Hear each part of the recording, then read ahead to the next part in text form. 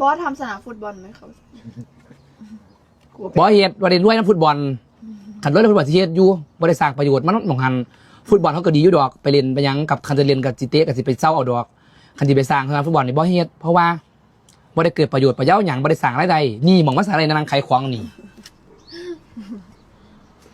อันนี้มีเพื่อโชว์บอลเห็นบ่ จะดูไหม นี่มองมันเกิดรายได้นี่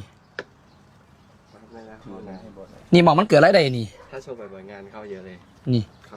บ่รับงานช่วงนี้บ่รับงาน นี่ อันนี้ขายเล่นๆโปรตั้งตัวเห็นไหมขาย20 นาที ขาย โปรตั้งตัวขายครีมขายอะไรก็ นอ ขาย น ไปเถอะ 3 ชั่วโมง โปรตั้งตัว น้ำตาลเรา50 ล้านหาร400,000ถ้าเรารู้ว่าเรามีประโยชน์ตรงไหนเราขายของสี่เราเอาเวลาไปขายของสี่ออกกำลังกายข่อยนี่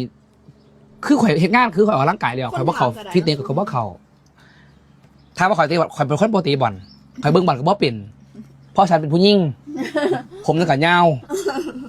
ฉันบ่สนใจหรอกอะไรที่มันเกิดประโยชน์แต่ว่าเล่นกีฬาเล่นโลดดีแล้วสนับสนุนให้เล่นกีฬานะซัพพอร์ตให้คนไทยเล่นกีฬาออกกำลังกายแข็งแรงยิ้ว บอกไปตัวทีตัวเด่นไปเรื่อย ๆคือตัวเนี้ย